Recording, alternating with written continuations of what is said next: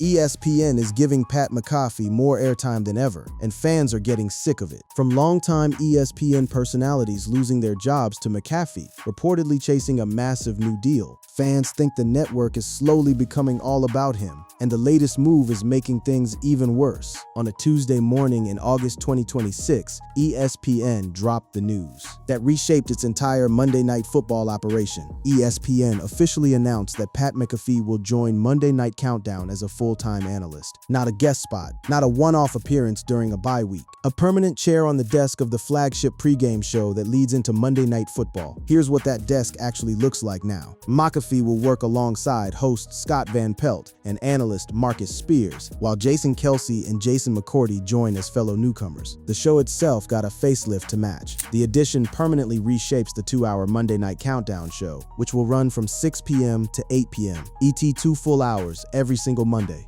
for the entire season. McAfee didn't waste time reacting. He posted almost immediately, calling it an honor to be part of Monday Night Football in any capacity, and saying he hoped to be an asset heading into what he called the Super Bowl in LA on ESPN and ABC. He tacked on a line about his schedule, game day on Saturday, countdown on Monday, and called himself the luckiest man on earth. Fans did not share the sentiment at all. The backlash landed within minutes, and it wasn't subtle. One fan summed up the mood bluntly: "They're shoving this dude down our throats. Holy hell," they wrote. Another asked a question that a lot of viewers were quietly wondering: what does this guy have on ESPN management? A third just gave up entirely, writing, "No one asked for this, my God," while somebody else simply begged for it to stop. Fantasy football podcaster Michael Houff piled on too, mocking the network's habit of leaning on the same big names over and over. He wrote that ESPN will not stop until Pat McAfee and Jason Kelce take residency in our nightmares. That line spread fast, because it captured something a lot of fans had already been feeling: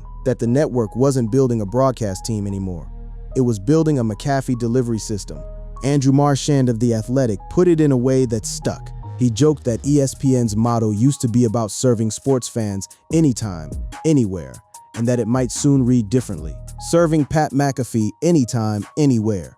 Marchand also dropped the number that explains why the network is doing this in the first place. They're paying him a reported $65 million annually. That figure alone lit a fire under fans who were already skeptical. One person didn't hold back, calling the network a joke run by cartoon characters and saying flatly, "Unless there's an actual game on, I'm not watching ESPN ever." Another suggested ESPN just rebrand entirely, writing, "Just change the name from ESPN to the Pat McAfee Network." A third fan sarcastically thanked the network for the warning so they could go check if the mute button still worked. Even people who used to think of ESPN as a place that avoided manufacturing stars were confused by the shift. One fan asked what made the network change course so drastically, name-checking the small group of personalities: Mike Greenberg, Stephen A. Smith, and now McAfee, who seemed to run the place. Not everyone was against it. A few fans pushed back the other way, with one predicting the haters were going to lose it, and another saying they'd rather have McAfee on the desk than Jason Kelce. But the ratio was not close. Independent breakdowns of the reaction found the anger wasn't a fringe pocket of trolls. It was the dominant response. One analysis of the replies to the announcement found strongly negative reaction dominates analyzed replies, at 71.7%, with most opposing ESPN's decision to add Pat McAfee to Monday Night Countdown. That same breakdown found a big chunk of fans saying they'd simply stop watching the show altogether, treating McAfee's addition as a reason to tune out instead of in. Others zeroed in on whether he even has the analytical chops the role demands, with a recurring line of criticism questioning his broadcasting depth compared to the football lifers he's now sharing a desk with. A smaller slice of the anger was about tone, his loud comedic delivery striking people as the wrong fit for what's supposed to be a buttoned-up NFL institution. And a portion of the criticism went political, pointing to his past controversies as reason enough to keep him off a platform this big. Pat McAfee, for his part, wasn't backing down. He fired back at critics directly, doubling down on the framing that football has been good to him, and that he was going to keep giving back to it. He didn't apologize for the reach. If anything, he leaned into it. And that's really the crux of what's happening right now. ESPN just made its biggest bet yet on one guy carrying an entire football weekend. Saturday mornings, Monday nights, and every single day in between. While a huge chunk of the audience is telling the network loudly, that they've seen enough to understand why this fight is happening now and why it's not going away anytime soon. You have to look at everything that's been building up to this moment, because this isn't just about one new job, it's about a pattern. Before the Monday Night Countdown news even broke, there was already a raw wound sitting under the surface of every McAfee headline. And it's the reason so many fans reacted the way they did. Back in the summer, The Athletic reported that ESPN and Pat McAfee were negotiating a contract extension worth between $60 million and $65 million per year, roughly double the approximately $30 million the former Indianapolis Colts punter currently earns. Across his daily show, his college football duties, and his other spin-off shows, and it didn't stop there. His representatives at TKO-WME reportedly opened those talks at $100 million annually. Then, within days of that number leaking, ESPN did something that made the timing impossible to ignore. The network moved through a round of layoffs that gutted some of its most recognizable NFL and studio voices. Ryan Clark, an NFL analyst who'd been with the network for a decade, found out he was being let go while he was literally taping an episode of NFL Live. He didn't even finish the show. Carl Ravitch, David Lloyd, Tom Pelissero, Charles Davis, Bart Scott, and former NFL MVP Cam Newton were among the others, shown the door in the same stretch. The math is what set fans off. Clark reportedly earned around $2 million per year, which made him one of ESPN's highest-paid NFL analysts. Compare that to the gap between McAfee's current deal and his proposed extension.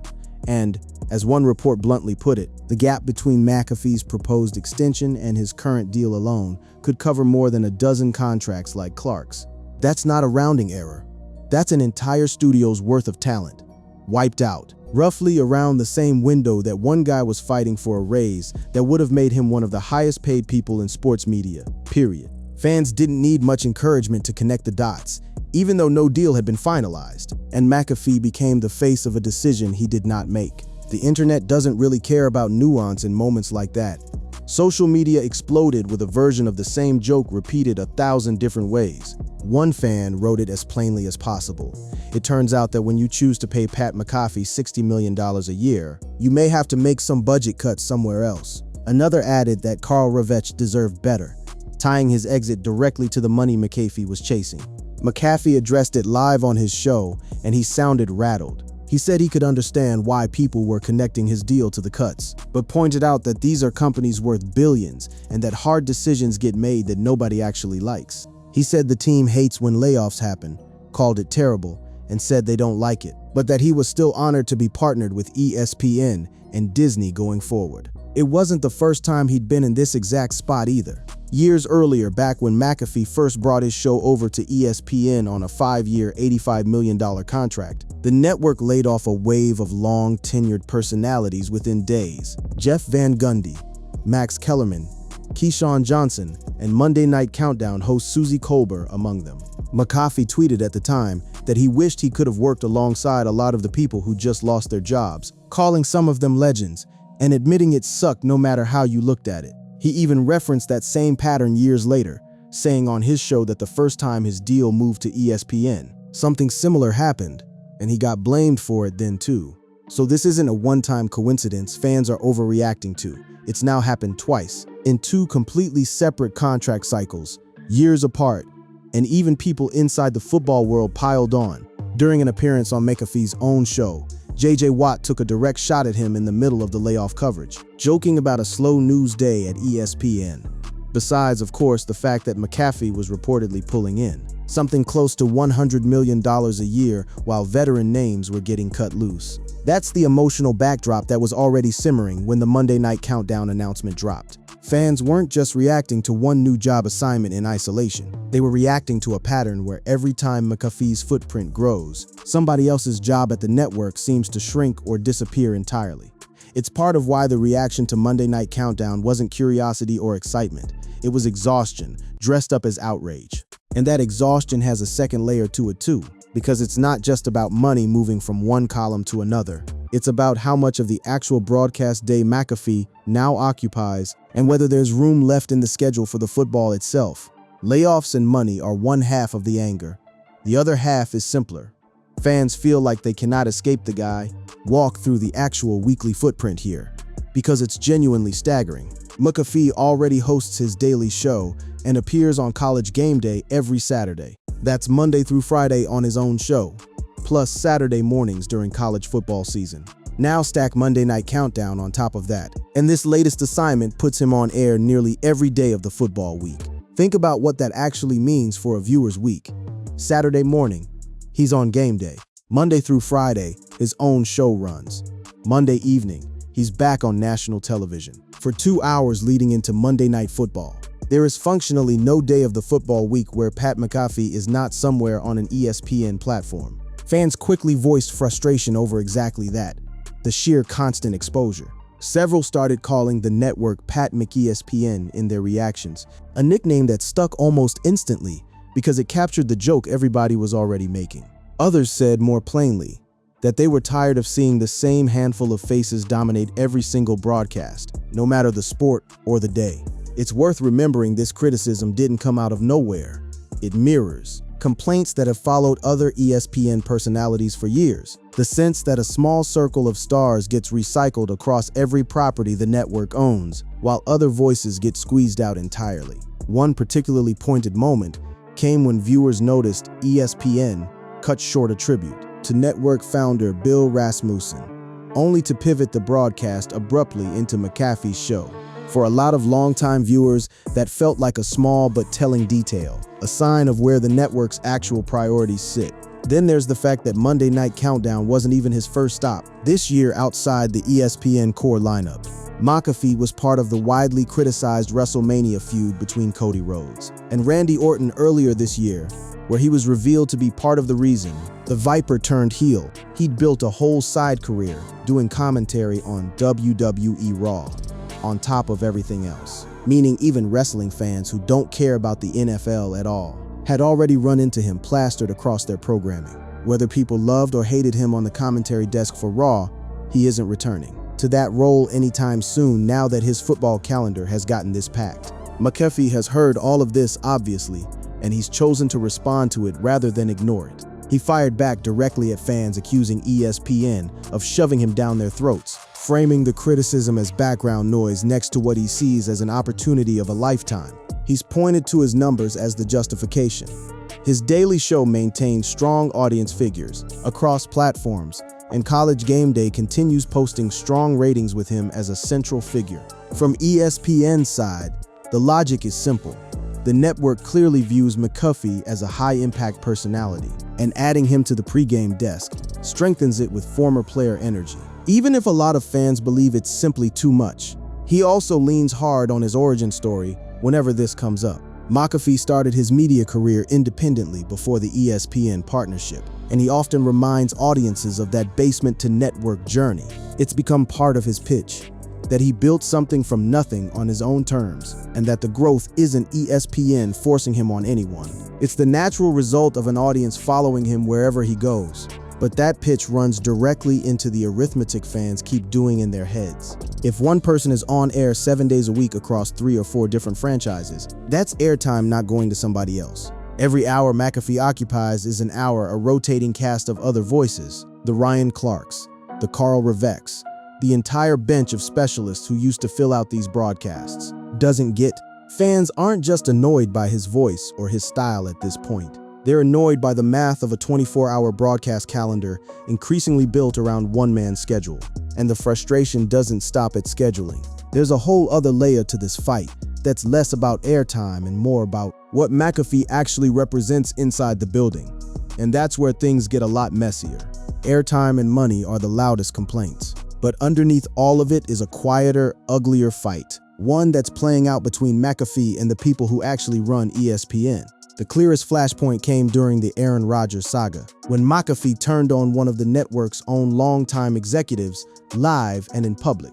He publicly attacked ESPN executive Norby Williamson, accusing him of actively trying to sabotage him by leaking information to reporters. That came right after a report surfaced about his relatively weak ratings at the time, noting that Stephen A. Smith and First Take were handing McAfee a 583,000 viewer lead-in, and he was only holding on to 302,000 of them, a 48% drop. McAfee didn't hedge when he made the accusation. He He said flat out that he believed Williamson was the one trying to sabotage the show, adding that he wasn't 100% sure, but that Williamson seemed to be the only person with access to the kind of information that kept ending up leaked incorrectly to reporters. He never specified exactly what information he thought was wrong. Williamson, who has worked for ESPN for nearly 40 years, declined to comment through a network spokesperson, and there's no actual evidence he leaked anything. What made the moment land, though, was who backed McAfee up. Former ESPN journalist Jemele Hill posted publicly that she could relate to what he was describing, a small but pointed signal that grievances about Williamson weren't unique to McAfee. Other ESPN talent over the years have speculated that Williamson has leaked private details, including contract information, according to people familiar with the matter. So this wasn't a one-off blow-up from a guy protecting his ratings. It tapped into resentment that had apparently been building inside the building for years, and that resentment cuts both ways. There's also a contingent of ESPN employees who have grumbled about McAfee's show and his large contract, meaning the tension fans see play out publicly on social media, has a mirror version happening quietly among his own co-workers. People who've been at the network for years, grinding through smaller contracts and less airtime, watching one guy's paycheck balloon past almost anyone else on the roster. Then there's the part of this that goes beyond internal politics entirely, and into what McAfee's show actually represents to a chunk of the audience watching it. Coverage around his ballooning deal has repeatedly framed his show through the lens of the online manosphere, the cluster of media aimed squarely at young men. One report described McAfee's brash persona, his anti-political correctness messaging, and his loyal following of young men as establishing a valuable niche at ESPN. By drawing the younger audiences advertisers crave to cable TV, where viewers typically skew older. That framing comes with baggage attached. Critics argue the manosphere often promotes misogyny and far-right politics, disguised as a welcoming alternative to mainstream media. McAfee himself isn't typically lumped in as a creator from that world directly, but media journalists at The Guardian described the Pat McAfee show as an extension of that community, arguing his appeal reflects ESPN's broader effort to attract younger male viewers. That's exactly the political dimension. A portion of the negative reaction to Monday Night Countdown was built on the idea that his past controversies and the audience his show is designed to court make him the wrong face for a platform this visible. McAfee has addressed the layoffs and money version of this criticism head-on more than once. When it came up on his own show, he said he understood why people were making the connection, but reminded viewers there are billions of dollars moving through these companies, and hard decisions get made that nobody on the inside enjoys. It's a defense that satisfies almost nobody outside his fan base, mostly because it doesn't actually answer the specific question everyone keeps asking. Why does the math always seem to run in his favor while it runs against nearly everyone around him? Even his own words have started working against him. He's released music under the title Diary of a Polarizing Figure, openly leaning into the idea that being disliked is part of the brand. One lyric he's shared publicly puts it directly: for as long as he can remember, his mere existence has made people hate him. That's not a denial. That's closer to a shrug, dressed up as self-awareness. And it hasn't done much to cool down the people who think the anger is earned, rather than just background noise to a hit show. So by the time Monday Night Countdown rolled around, there were already 3 separate fires burning at once: a compensation fight with his own co-workers, a leadership feud with a network executive, and a political read on what his audience represents. The new job didn't create any of that tension. It just handed all 3 fires a much bigger stage to burn on. So here's where all of this actually lands. ESPN made its bet, and it made it with its eyes wide open. The network didn't sneak McAfee onto Monday Night Countdown quietly. They rolled it out as a headline move, fully aware of the layoff history, fully aware of the Williamson feud, fully aware of the Pat McESPN jokes already circulating. From his game day run, they did it anyway. And the reasoning is straightforward, even if fans don't like it. The network sees a personality who reliably delivers the exact demographic advertisers are chasing hardest right now. And they're willing to absorb the backlash as the cost of keeping him locked to their platforms, rather than letting him build something bigger somewhere else. Because that's the leverage McAfee actually holds, and it's the piece a lot of the anger tends to skip past. He took what was considered a pay cut when he originally moved his show to ESPN, which means the show already had a life and an audience before ESPN ever touched it. He's not a network creation being force-fed to an audience that never asked for him. He's an independent operator the network went out and bought. Twice now, at increasing prices, because the alternative was risking him building it somewhere else entirely. That doesn't make the anger fake, and it doesn't make it go away. The fan reaction data tells its own story regardless of ESPN's reasoning. A strong majority response landing firmly negative, real threats to stop watching the show altogether, real questions about whether the broadcasting chops match the role, real discomfort with the tone he brings to a desk that used to run buttoned up, and a real political objection sitting underneath a chunk of it. None of that evaporates just because the ratings numbers ESPN is chasing might eventually justify the decision on a spreadsheet. What's genuinely unresolved is the extension itself. As of right now, no deal has been finalized on the reported $60 to $65 million ask, with his side reportedly opening negotiations even higher.